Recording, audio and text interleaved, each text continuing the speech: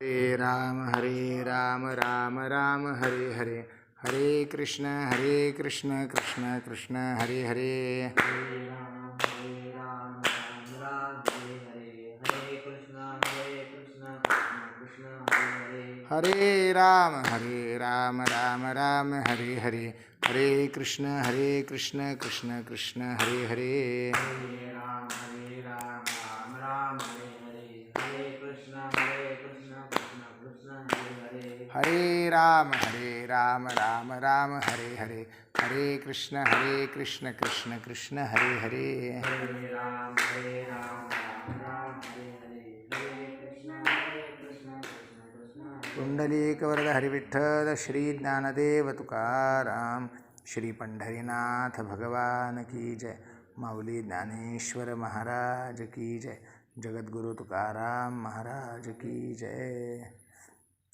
सद्गुरु गुंडा महाराज की जय.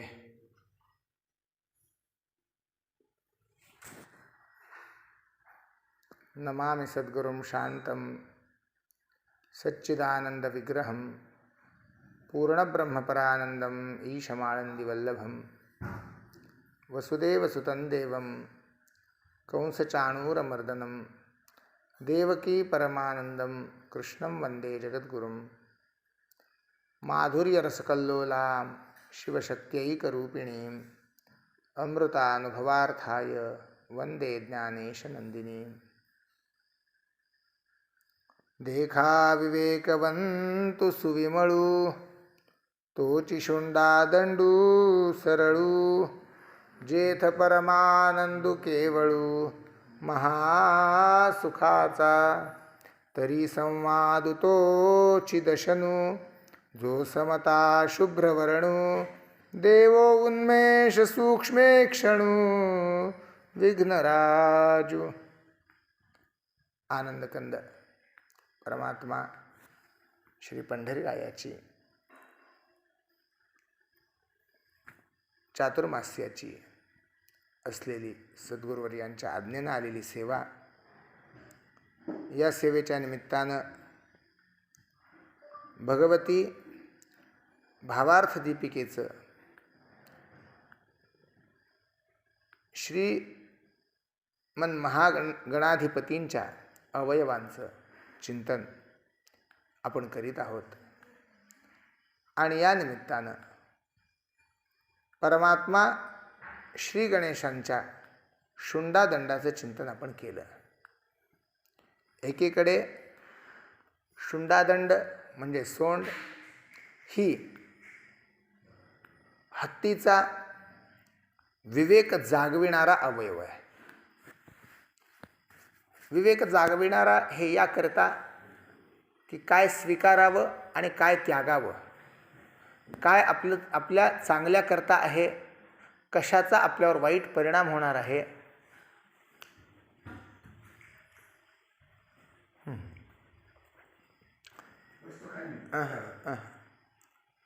वाईट परिणाम कशाचा होणार आहे त्याचा परिणाम करतो, याचा विचार मांडणारा, किंबहुना याचा विचार करणारा अशा प्रकारचा हा अवयव आहे. त्याचबरोबर एखादी वस्तू जी शरीराला मारक आहे ती घेऊ नये, आणि जी शरीराला तारक आहे, शरीराला पुष्ट करणारी आहे, ती, या दोनही वस्तू गंधाच्या रूपानं हत्तीला कळतात. त्याचप्रमाणे आपल्या विवेकरूपी घ्राणानं, विवेकरूपी घ्राणशक्तीनं, नाकाच्या ठिकाणी घ्राणशक्ती असते, सुगंध घेण्याची शक्ती असते, तर मनुष्याच्या ठिकाणी विवेक नावाची घ्राणशक्ती पाहिजे, ज्याद्वारे मनुष्याला ह्रियते इति आहारः, म्हणजे इंद्रियांनी जे घेतलं जातं त्याला आहार म्हणतात.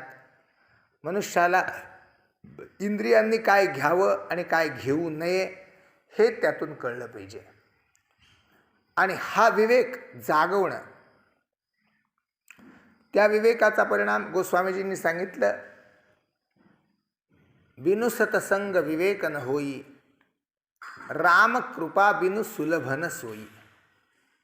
मनुष्यदेह प्राप्त झाला, पण त्या मनुष्यदेहाचं सार, जी विवेकिता आहे, म्हणजे जे वेगळं करण्याची दृष्टी आहे, ही दृष्टी सत्संगावाचून होत नाही. आणि त्याचबरोबर तो सत्संग प्रभू रामचंद्रांच्या कृपेशिवाय होत नाही.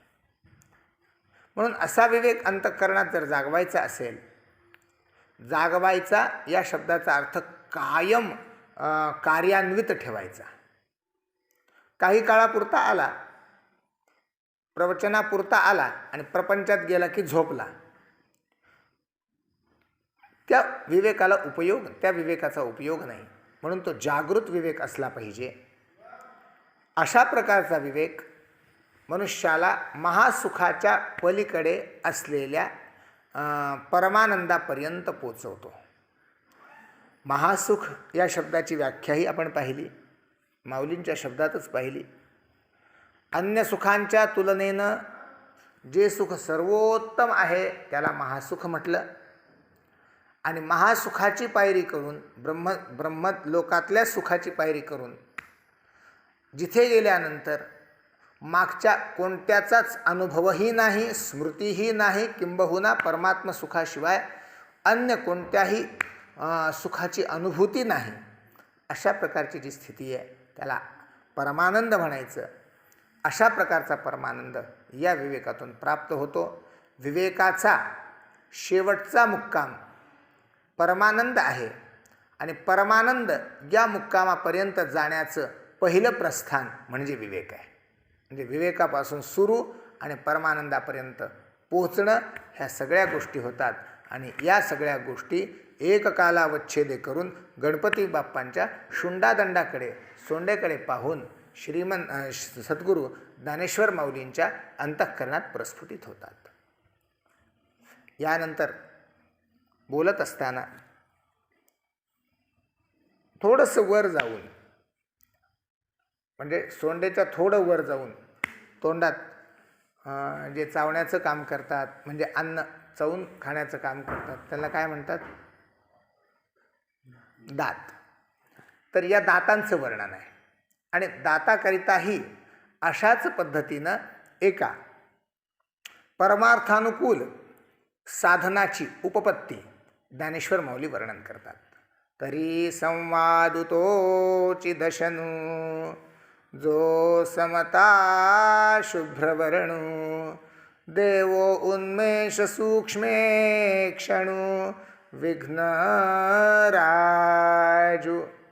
माऊली बोलते, गणपती बाप्पांचा जो दात आहे, दशन म्हणजे दात, दशती इति दशनम, डसतो त्याला दात म्हणतात. डसतो त्याला दात म्हणतात. म्हणून हा जो दशन आहे म्हणजे दात आहे, हा कोणता दात आहे? तर संवाद नावाचा दात आहे. गंमत आहे, संवादाकरिता ज्या भाषेची आवश्यकता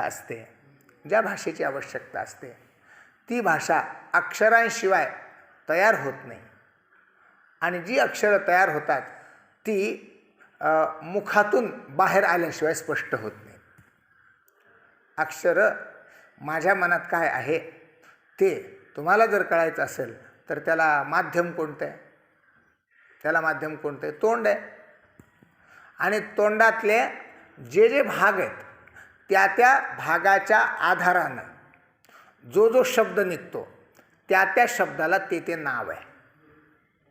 आपण संस्कृतच्या पाठामध्ये पहिल्यांदा याचं वर्णन ऐकलेलं आहे की कंठातून जो शब्द निघतो त्याला कंठ्य म्हणतात. बरोबर आहे? कंठातून निघणारा शब्द त्याला कंठ्य म्हणतात. त्यानंतर टाळूला चिकटून क, ख, ग, घ, ङ हे कोणते आहेत? हे कंठ्य आहेत. त्यानंतर टाळूला चिकटणं जिभेचं जिथं होतं त्याला काय म्हणतात? तालव्य. च, छ झ झ ञ हे तालव्य झाले. त्यानंतर मूर्धन्य ट ठ ड ढ ण आणि त्यानंतर कोणता वर्णाचा प्रकार येतो त्याला दंत्य म्हणतात. दाताचा स्पर्श होऊन ज्या वर्णांचा उच्चार होतो त्याला दंत्य म्हणतात. यात दंत्यामध्ये त थ द ध आणि न. दाताच्या स्पर्शाशिवाय त थ द ध न म्हणता येतं का? हे म्हणता येत नाही, म्हणून याला दंत्य वर्ण म्हणतात. दाताच्या जागेवर जी चिकटवावी लागते त्याच्याशिवाय येत नाही. त्यानंतर ओष्ठ आहेत. ओठाच्या वापराशिवाय ज्या वर्णांचा उच्चार होत नाही त्यांना ओष्ठवर्ण म्हणतात. प फ ब भ म. आता त्याच्याही पुढचे आहेत. असो, मला माऊलींची गंमत ही सांगायची आहे की माऊलींनी दाताचं वर्णन करताना संवाद हा जो शब्द घेतला आहे ना, संवाद, त्यात स दाताशिवाय उच्चारता येत नाही, व दाताशिवाय उच्चारता येत नाही आणि द ही दाताशिवाय उच्चारता येत नाही.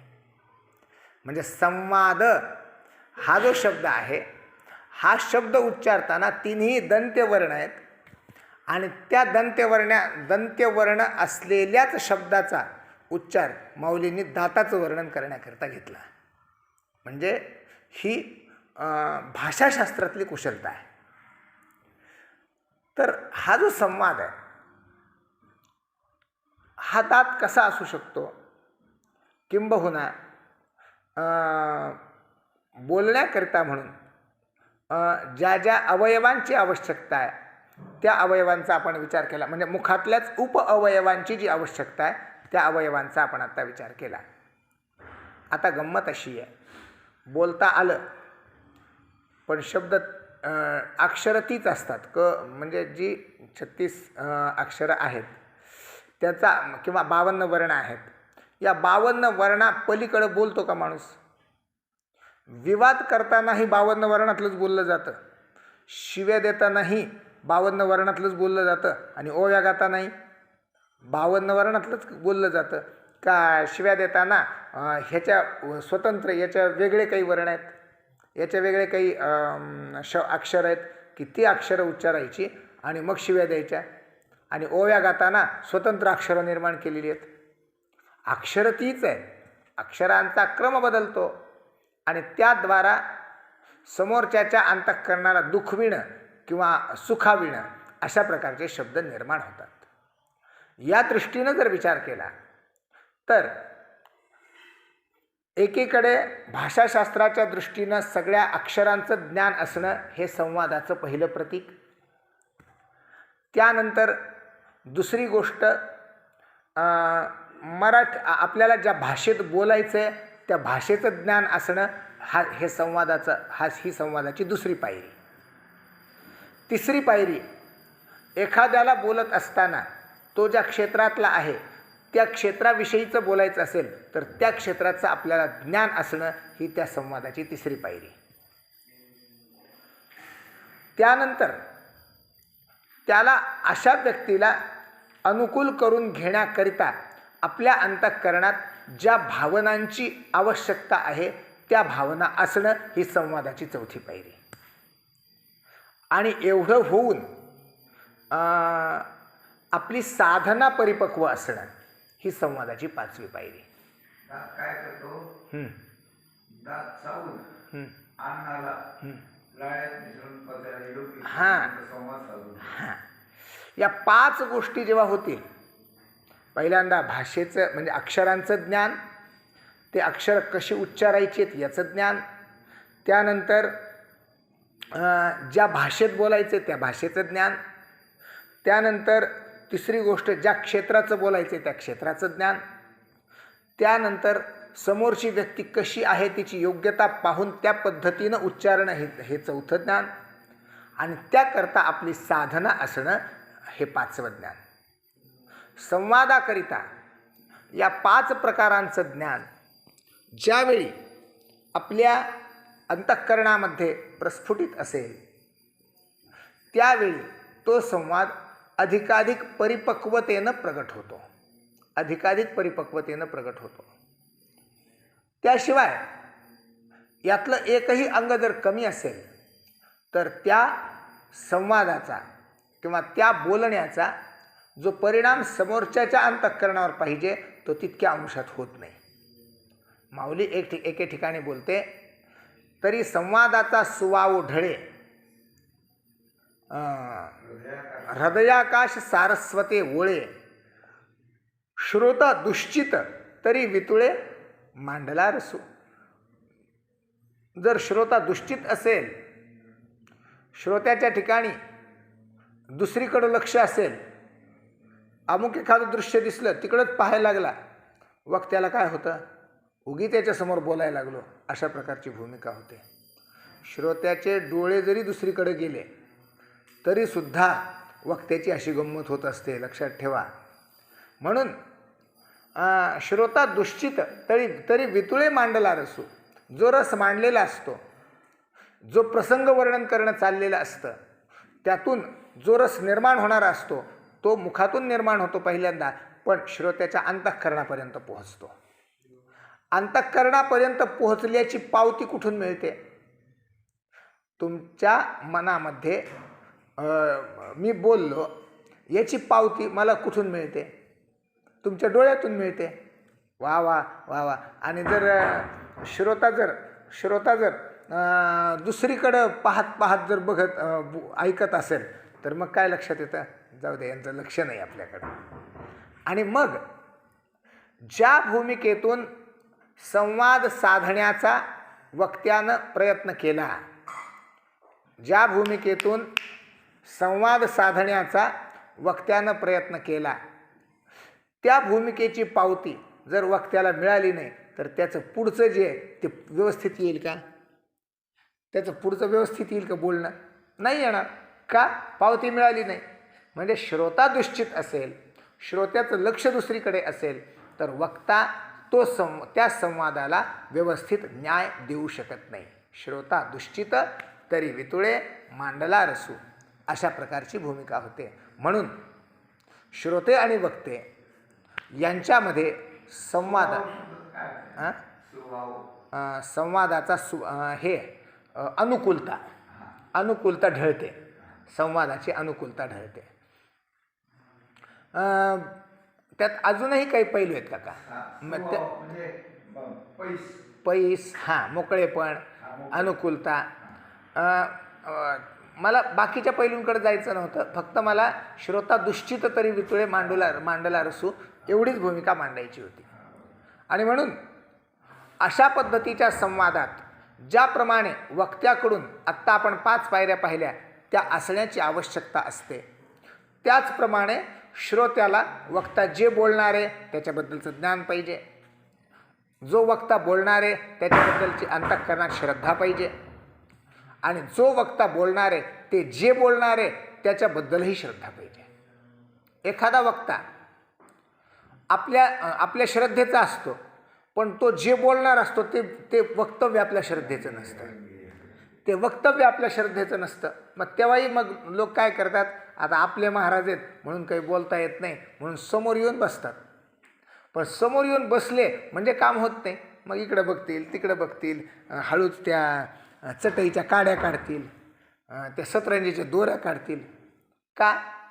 वक्ता चांगला आहे हो, पण वक्ता चांगला असून जर वक्तव्य श्रद्धेचं नसेल, जे बोलायचे त्याबद्दलची श्रद्धा नसेल, तर त्या वक्तव्याचा श्रोत्यावर कोणत्याही प्रकारचा परिणाम होत नाही. आणि हा परिणाम झाला नाही तर त्या संवादाचा उपयोग होत नाही. म्हणून पहिल्यांदा मनुष्याच्या जीवनात संवाद साधण्याची जी कला आहे, ही कला पहिल्यांदा अवगत झाली पाहिजे. आणि ती कला हळूहळू त्याला काय म्हणतात, प्रोग्रेस त्याचं झालं पाहिजे, विकसितता झाली पाहिजे. तर हा संवाद जो आहे, हा संवाद कुठे मिळतो? एक इतिहासात आलेला प्रसंग, खूप सुंदर प्रसंग आहे. श्री शुकाचार्य भगवान शुकदेवांच्या मुखातले काही वाक्य आहेत की या संवादाचा परिणाम काय असतो. मनुष्याच्या जीवनात संवाद कशा कशा पद्धतीनं होऊ शकतो याबद्दलचं वर्णन शुकदेव महाराजांनी करून ठेवलेलं आहे. गंमत अशी आहे की एकदा शुकाचार्य महाराजांची परीक्षा घेण्याकरता रंभा आली होती आणि तिनं शुकदेवांना आपल्या जाळ्यात ओढण्याचा प्रयत्न केला. एकांतात शांत बसलेले शुकाचार्य महाराज, अत्यंत सुंदर असलेली ती रंभा समोरून आली. आल्यानंतर शुकाचार्यांनी एक माता म्हणून तिला नमस्कार केला. ती नमस्कार घ्यायला आली नव्हती, शुकाचार्यांचं ब्रह्मचर्य नष्ट करण्याकरिता आली होती. आणि त्यानंतर तिनं शृंगाराच्या भाषेमध्ये अनेक पद्धतीनं स्वतःचं मत मांडलं की अमुक असा शृंगार, अमुक तसा शृंगार हा जीवनात अनुभवला नाही तर त्या माणसाचं आयुष्य पूर्ण बर्बाद झालेलं असतं. मार्गे मार्गे नूतनम च्यूतखंडम खंडे खंडे कोकिलानाम विरावहा रावे रावे मानिनी मानभंगहा भंगे भंगे मन्मथ पंचबाणः. आता काय काय वर्णन करावं सांगा. तर तिनं हे सगळं शृंगार रसाचं वर्णन केलं. आपल्याला गरज नाही म्हणून मी त्याचा अर्थही सांगणार नाही. तर हे सगळं तिनं केलं. शुकदेवांना हे कळलं, आपल्याला कळण्याची आवश्यकताही नाही. तर शुकदेवांना हे सगळं कळलं आणि शुकदेवांनी काय म्हणावं, मार्गे मार्गे निर्मलम साधुवृंद वृंदे वृंदे तत्वचिंतानुवाद वादे वादे जायते तत्वबोध बोधे बोधे सच्चिदानंदरूपम. संवादाचा परिणाम काय असतो. मार्गे मार्गे निर्मलम साधुवृंद. आम्ही जेव्हा रस्त्यानं चालतो, रंभेला रस्त्यात काय काय दिसलं हे रंभेनं सांगितलं आणि शुकदेवांना रस्त्यात काय काय दिसतं ते शुकदेव सांगतात. एकाच रस्त्यावर दोन्ही गोष्टी आहेत पण दृष्टी कुणाची कुठे जाते याच्यावरून त्याची दृष्टी नासकी एक चांगली आहे हे लक्षात येतं. म्हणून शुकाचार्यांनी म्हटलं हां हां. तर पहिली गोष्ट ही मार्गे मार्गे निर्मलम साधुवृंद. रस्त्या रस्त्यामध्ये निर्मळ असलेले, मलरहित पाप वासना रहित असलेले साधूंचे समूह चाललेले आहेत. बरं, साधूंचे समूह काय करतात हो. साधूंचे समूह दुसरं काही करीत नाहीत. वृंदे वृंदे चिंतानुवाद. त्या समूहामध्ये काय चालतं, मच्चित्ता मद्गत प्राणाः बोधयन्तः परस्परम कथयन्तश्च माम नित्यम तुष्यन्ति च रमन्ति च. परमात्माही भगवद्गीतेच्या 10व्या अध्यायामध्ये हेच सांगतो की जे ज्यांनी स्वतःचं चित्त माझ्या ठिकाणी पूर्ण समर्पित केलेलं आहे, ज्यांनी प्राण माझ्या ठिकाणी पूर्ण समर्पित केले आहेत, मच्चित्ताः मद्गत प्राणाः, एकमेकाशी ते बोलतात. बोधयन्तः परस्परम कथयन्तश्च माम नित्यम, सतत मला माझ्याबद्दलच बोलतात. आणि तुष्यन्ति च रमन्ति च, ते संतुष्ट राहतात, ते त्यात रममाण होतात. कोण? साधू संत. एकमेकाशी बोलत असताना स्वतःमध्ये अशा प्रकारचे रममाण होतात कारण त्यांचा संवाद चालतो. त्या संवादाचा परिणाम काय? वादे वादे जायते तत्वबोधः. वृंदे वृंदे तत्वचिंतानुवादः वादे वादे जायते तत्वबोधः. त्या संवादांमधून दुसरं काही मिळत नाही.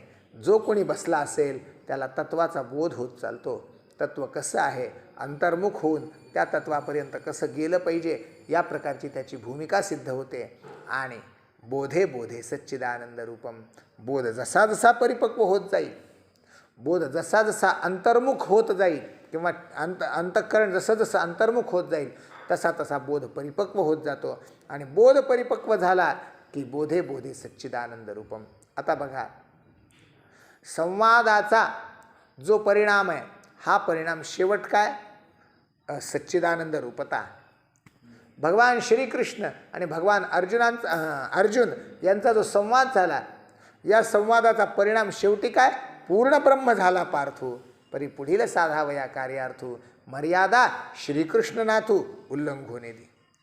पार्थाचं पूर्ण ब्रह्मत्व होणं हे कशाने? गीतेने. आणि गीता म्हणजे काय? श्रीकृष्णार्जुन संवाद आहे. श्रीकृष्ण आणि अर्जुन यांचा संवाद आहे. अशा प्रकारचा संवाद ज्यावेळी संवादाला 10व्या अध्यायामध्ये गणेशाचंच स्वरूप मानलेलं आहे. संवादाला 10व्या अध्यायामध्ये याच श्लोकावर एक ओवी आहे. काय? तरी ओसाण तरत तैसे प्रयाग होत सामरस्याचे, वरी ओसाण तरत सात्विकाचे, ते संवाद चतुष्पथीचे गणेश झाले. पूर्वी ग्रामरचनाशास्त्रामध्ये, ग्रामरचनाशास्त्र म्हणजे काय? गावाची रचना करण्याचं जे शास्त्र आहे त्याला ग्रामरचनाशास्त्र म्हणतात. म्हणजे कुठंही कुणालाही कसं वाटलं तरी तशी गावाची रचना करायची अशी पद्धत नव्हती. पहिल्यांदा सगळे लोक, पृथूंच्या चरित्रात हे वर्णन आहे बरं, की पहिल्यांदा सगळे लोक आपल्याला जसं वाटेल तसं गोठ्या गोठ्याने राहायचे, वस्ती वस्ती करून राहायचे. म्हणजे आपला एक 5-6 कुटुंबाचा परिवार एवढेच राहायचे. पण ही ग्रामकल्पना जी आली ही पृथूंनी मांडली आणि त्यानंतर मग ग्राम, शहर इत्यादी इत्यादींची रचना झाली असं वर्णन भागवतात आहे. भागवताच्या 4थ्या स्कंदात हे वर्णन आलेलं आहे. तर हे जे ग्रामरचनाशास्त्र आहे त्यात म्हणजे हो त्यात जो चौक असायचा, चौकाच्या ठिकाणी गणपती बाप्पांच्या मूर्तीची स्थापना केली जायची. त्याला चतुष्पथ गणेश म्हणायचे. चतुष्पथावरचा गणेश. हे का केलं जायचं? हो, नवगड राजुरीला आजही आहे. नेवाशाला अजूनही आहे. नेवाशाला म्हणजे माऊलींना जे सुचलं ते नेवाशातच सुचलं असेल. म्हणजे ही आपली कल्पना आहे, कारण माऊलींना तिथं बघून काय सुचणार आहे. तर गणपती बाप्पा असे चौकात का बरं? गणपतीचा पार किंवा गणपतीचं मंदिर, आणि ते मंदिर असं की चौकातून कुठूनही आलं तरी त्या गणपतीचं दर्शन होणारच होणार.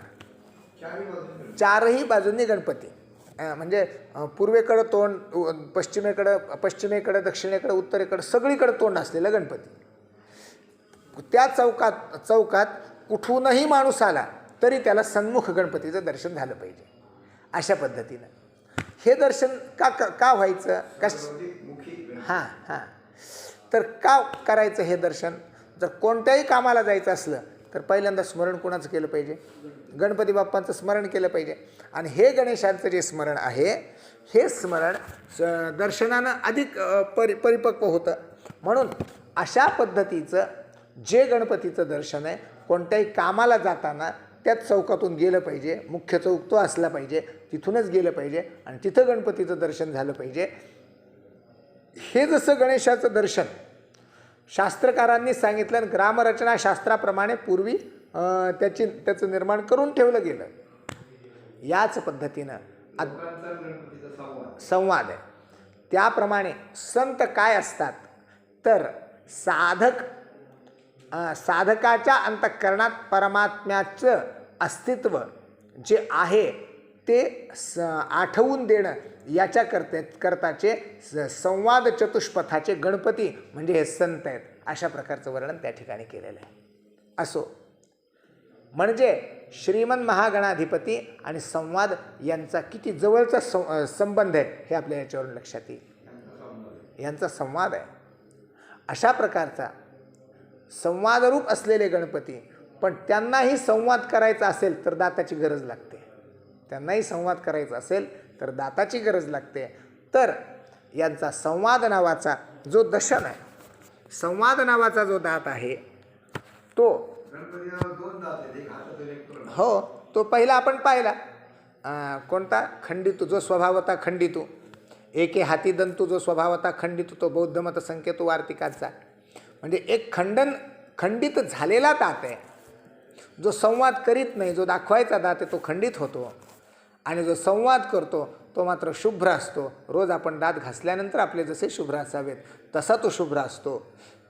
ती शुभ्रता कशाचं प्रतीक आहे? काय बोधवून देते? काय जाणवून देते याचंही वर्णन पाहायचं आहे आणि या दाताचंही थोडं वर्णन पाहायचं आहे. ते वर्णन आपण उद्याच्या प्रवचनात पाहू. झालेली सेवा सद्गुरू माऊलींच्या चरणी समर्पित करून वाणीला इथेच पूर्णविराम देऊया. पुंडलिक वरदहरी विठ्ठल श्री ज्ञानदेव तुकाराम विठ्ठल विठ्ठल विठ्ठल विठ्ठल पुंडलिक वरदहरी विठ्ठल श्री ज्ञानदेव तुकाराम माऊली ज्ञानेश्वर महाराज की जय.